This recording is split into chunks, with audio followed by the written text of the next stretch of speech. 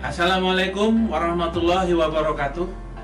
Semangat pagi, pagi, ATR BPN melayani profesional dan terpercaya. Selamat datang pada pelatihan kepemimpinan pengawas bersama saya, Agus Jatmiko Widyaswara, ahli utama Kementerian ATR BPN dalam pelatihan berpikir kreatif dalam pelayanan. Tujuan pembelajaran materi pelatihan ini, peserta diharapkan mampu berpikir kreatif dan menghasilkan rancangan strategi inovasi pelayanan publik pada unit organisasi di instansinya masing-masing. Pada kesempatan kali ini ada beberapa topik yang akan dibahas. Topik-topik tersebut adalah 1. Substansi berpikir kreatif dan inovasi pelayanan. 2. Teknik berpikir kreatif dalam menghasilkan gagasan inovasi, praktek inovasi dalam substansi kegiatan organisasi. 3. Konsep dasar inovasi dan strategi inovasi dalam pelayanan publik yang berperspektif GESI. 4. Implementasi strategi berpikir kreatif dan inovasi dalam pelayanan publik. Materi 1. Substansi berpikir kreatif dan inovasi pelayanan. Dalam materi pembelajaran ini, yang akan dijelaskan adalah apa itu berpikir dan apa itu kreatif. Pengertian dan pentingnya berpikir kreatif dalam melakukan inovasi pelayanan. Yang pertama, apa itu berpikir? Berpikir adalah merupakan manipulasi mental terhadap input dari panca indera untuk merumuskan pikiran, memberi alasan atau penilaian. Kedua, apa itu kreatif? Kreatif merupakan suatu kemampuan manusia untuk menghasilkan sesuatu yang baru atau dalam memecahkan permasalahan. Mengapa berpikir kreatif itu penting? Berpikir kreatif akan membuka alternatif mencari solusi, di mana dalam kegiatan pekerjaan sehari-hari pasti Anda memerlukan berpikir kreatif untuk mencari solusi pemecahan masalah yang dihadapi. Kedua, berpikir kreatif memudahkan untuk melihat dan bahkan mencipta. Jadi dalam suatu pekerjaan, baik itu di organisasi maupun itu untuk kebutuhan individu, perlu berpikir kreatif, di mana berpikir kreatif itu dapat melihat atau bahkan dapat menciptakan sesuatu yang baru yang bisa dimanfaatkan untuk pemecahan masalah. Kemudian yang ketiga, berpikir kreatif menciptakan peluang-peluang yang menghantarkan melakukan inovasi-inovasi baru, bahkan peluang keberhasilan. Sebagai contoh, dalam pelayanan publik di Kementerian ATR BPN, perlu ada inovasi-inovasi baru dalam rangka pelayanan, apalagi sekarang situasi COVID-19. Diharapkan pelayanan lebih baik, bahkan tidak perlu tatap muka, sehingga perlu berpikir kreatif untuk menciptakan inovasi-inovasi baru dalam pelayanan publik sesuai dengan perkembangan zaman. Tahapan proses berpikir kreatif. Dalam proses berpikir kreatif perlu kita jelaskan apa itu tahapan-tahapan proses berpikir kreatif. Tahapan proses berpikir kreatif yang pertama adalah preparation, di mana preparation ini adalah sebelum kita mulai berpikir kreatif perlu persiapan, baik itu persiapan kita mencari literatur yang baru, mencari sesuatu yang baru, bahkan mungkin sarana dan prasarana yang baru. Setelah kita mendapatkan literatur dan prasarana-prasarana yang baru, maka selanjutnya adalah kita lakukan tahap kedua, yaitu incubation. Incubation adalah merupakan kegiatan berdiam diri atau merenung untuk memikirkan apa yang akan kita lakukan ke depan. Setelah kita berdiam diri, merenung, maka muncullah insight atau gagasan-gagasan baru untuk pemecahan masalah, baik itu masalah di dalam organisasi, masalah di dalam pekerjaan, ataupun masalah-masalah yang dihadapi dalam pelayanan publik. Setelah proses gagasan baru ditemukan atau kita dapatkan gagasan baru, maka selanjutnya adalah verification atau verifikasi, di mana verifikasi ini adalah gagasan-gagasan baru tadi akan diuji atau dilakukan pengujian.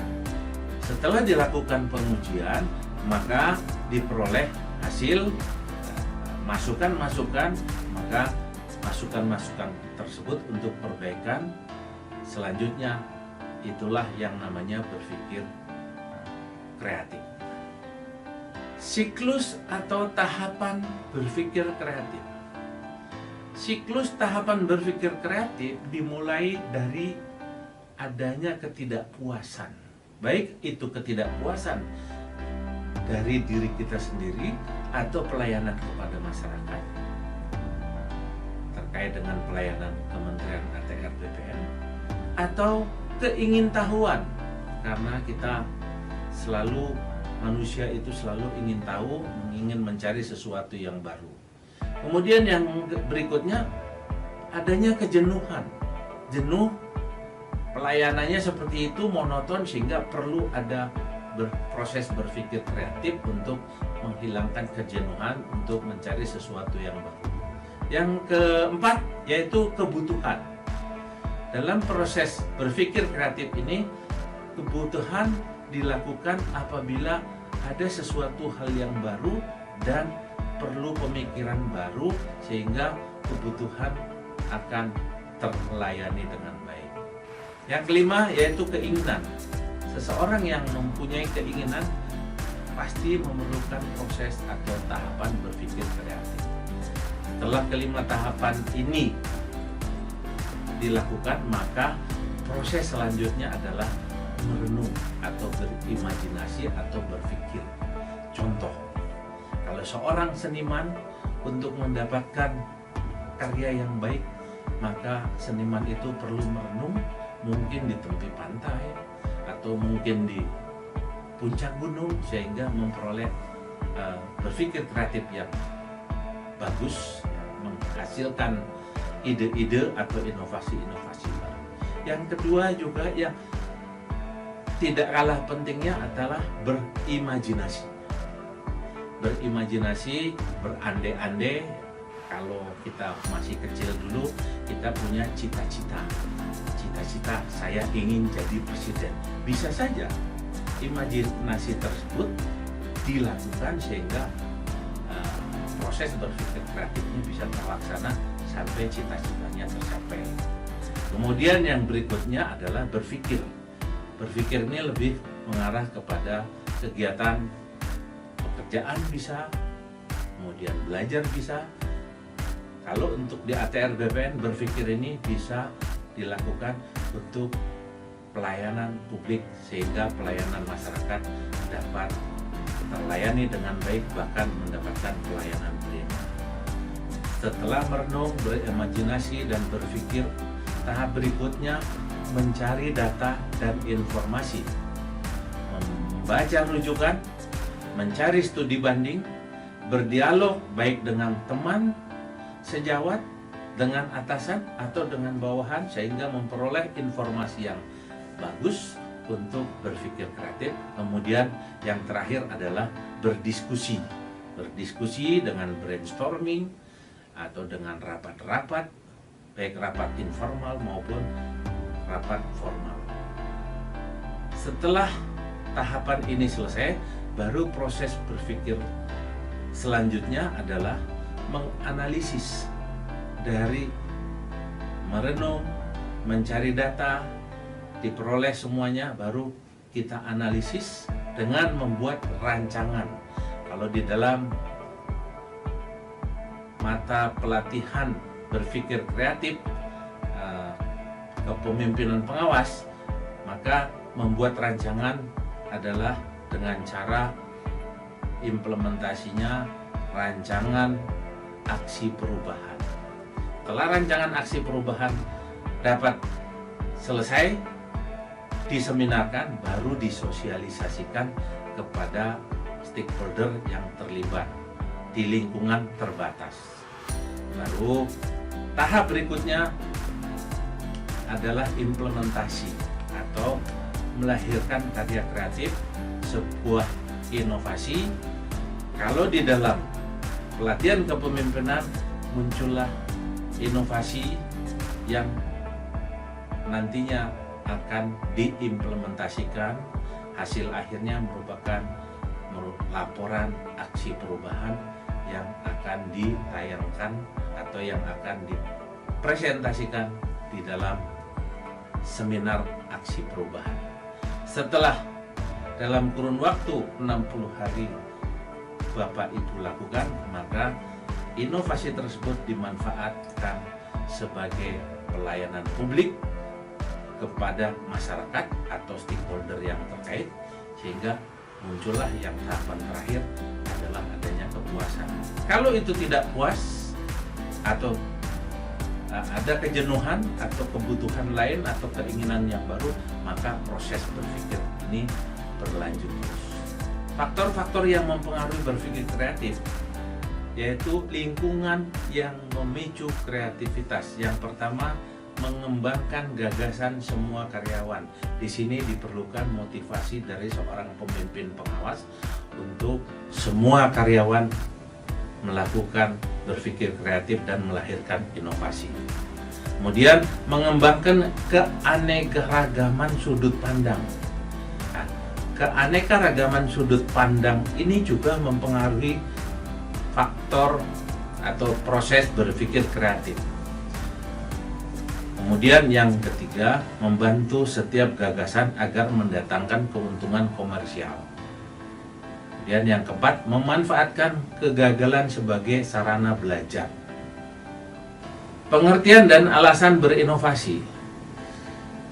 Inovasi adalah pengenalan cara baru atau kombinasi baru dari cara lama dalam mentransformasi input menjadi output, sehingga menghasilkan perubahan besar dalam perbandingan antara kegunaan dan harga yang ditawarkan kepada konsumen dan atau pengguna.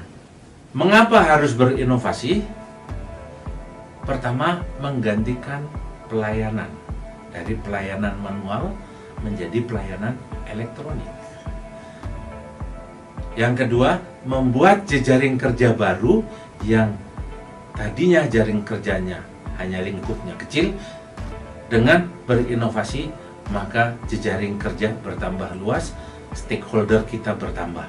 Yang ketiga, mewujudkan nilai-nilai baru. Yang keempat, meningkatkan kualitas. Jadi kualitas pelayanan dapat meningkat baik dari sisi pelayanan loket maupun dari sisi pelayanan produk-produk. 5. Mengurangi biaya tenaga kerja.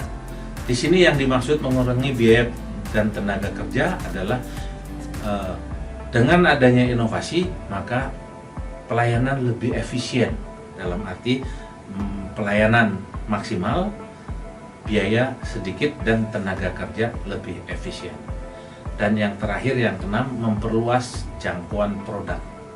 Kalau di dalam ATR BPN, jangkauan produk yang tadinya pelayanannya itu di kantor, mungkin pelayanan akan bertambah dengan berbagai inovasi, antara lain dengan delivery service, dengan layanan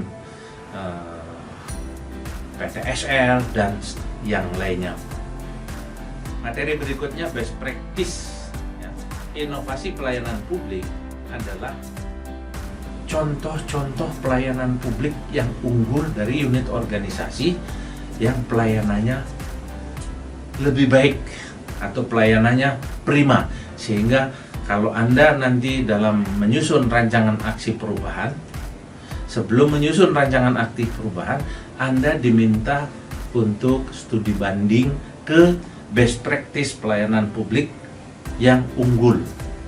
Contoh misalnya pelayanan publik iktp, pelayanan untuk SIM, atau pelayanan untuk pemerintah daerah. Bahkan Anda mungkin bisa melihat mall pelayanan publik itu adalah merupakan best practice inovasi pelayanan publik. Sehingga Anda nanti diminta untuk studi banding atau studi lapangan kepada unit-unit organisasi pelayanan publik yang sudah mempunyai keunggulan dan sudah masuk dalam penilaian inovasi Kementerian PAN-RB. Berikutnya, materi kedua yaitu teknik berpikir kreatif dalam menghasilkan gagasan inovasi. Kemudian praktek inovasi dalam substansi kegiatan organisasi. Teknik-teknik berpikir kreatif, ada beberapa teknik berpikir kreatif. Yang pertama, teknik berpikir kreatif dengan brainstorming, di mana brainstorming ini dapat meningkatkan pemikiran kreatif melalui sumbang saran. Kedua, teknik berpikir kreatif mind mapping, yaitu mind mapping itu memulai dari pemetaan pikiran ya, dengan menggunakan mind mapping. Ketiga, berangan-angan secara kreatif, jadi berdiam diri, berangan-angan, berandai-andai. Setelah mendapatkan ide-ide kreatif, baru muncullah inovasi. Berikutnya, dengan membuat buku catatan kolektif. Setiap kegiatan dicatat secara kolektif. Dari catatan-catatan tersebut muncul nanti ide-ide atau gagasan baru melalui berpikir kreatif untuk pemecahan masalah secara kreatif. Kemudian yang berikutnya, teknik scamper. Teknik scamper adalah 9 prinsip berpikir kreatif. Berikutnya, model pertanyaan Osborne. Model pertanyaan Osborne ini adalah cara merekonstruksi suatu pemikiran agar dapat digunakan untuk mengemukakan ide atau gagasan yang tepat. Berikutnya adalah innovation shopping, di mana innovation shopping ini adalah mencari gagasan dengan shopping ide-ide melalui browsing internet, kemudian website dan sebagainya, sehingga muncul ide-ide baru untuk melahirkan sebuah inovasi itu melalui proses berpikir kreatif. Kemudian yang terakhir yaitu pemanasan atau warming up session, di mana pemanasan atau warming up session ini dilakukan secara rileks, diajukan dengan beberapa pertanyaan sehingga yang bersangkutan tidak punya beban, muncul ide-ide kreatifnya secara spontan. 3. Konsep dasar inovasi dan strategi inovasi dalam pelayanan publik yang berperspektif GESI. Konsep dasar inovasi dan strategi inovasi berbasis GESI yang akan disampaikan pertama, review konsep inovasi, tipe inovasi, jenis inovasi, dan karakteristik inovasi. Berikutnya, prinsip dan faktor-faktor yang mempengaruhi inovasi, kemudian peranan pemimpin dalam berinovasi, dan yang terakhir, strategi inovasi dalam pelayanan berbasis GESI. Strategi inovasi berbasis GESI adalah pertama, strategi. Strategi merupakan proses untuk menentukan arah yang harus dituju oleh organisasi supaya dapat mencapai segala misinya. Kemudian inovasi. Inovasi adalah proses pemikiran dan mengimplementasikan suatu gagasan yang memiliki unsur kebaharuan atau novelty serta kemanfaatan atau ekspediensi. Kemudian GESI adalah Gender Equality and Social Inclusion atau GESI, memberikan perhatian khusus pada kesetaraan gender dan pelibatan kelompok marginal termasuk penyandang disabilitas. Nah, ini yang sedang oleh pemerintah ini sedang dilakukan, yaitu memberikan tempat buat gender dan kaum penyandang disabilitas. Kemudian implementasi strategi berpikir kreatif dan inovasi dalam pelayanan publik. Tipe inovasi. Inovasi yang pertama yaitu inkremental. Kemudian yang kedua adalah diferensial. Ketiga, radikal. Keempat, disruptif. Kemudian, apakah strategi inovasi itu? Strategi inovasi adalah proses untuk menentukan inovasi yang dilakukan oleh organisasi supaya dapat memberikan layanan bermutu. Biasanya proses inovasi ini kalau untuk organisasi dilakukan bersama-sama. Ide-ide kreatif dari para karyawannya, kemudian ide kreatif itu dituangkan dalam bentuk sebuah inovasi, ya kalau di dalam pembelajaran kepemimpinan pengawas dalam bentuk aksi perubahan. Kemudian strategi inovasi 6D. Strategi inovasi 6D itu ada beberapa tahapan, yaitu ada 6. Pertama, drum up. Di mana drum up itu kalau dalam bahasa Indonesianya yaitu kemauan untuk berinovasi. Kemudian tahap kedua yaitu diagnose atau gagasan inovasi. Kemudian setelah didiagnosa, membuat desain. Desain yaitu rencana aksi inovasi. Kalau di dalam proses pembelajaran namanya rencana aksi perubahan. Kemudian yang berikutnya adalah deliver atau hasil-hasil atau bukti inovasi yang dituangkan dalam bentuk laporan aksi perubahan.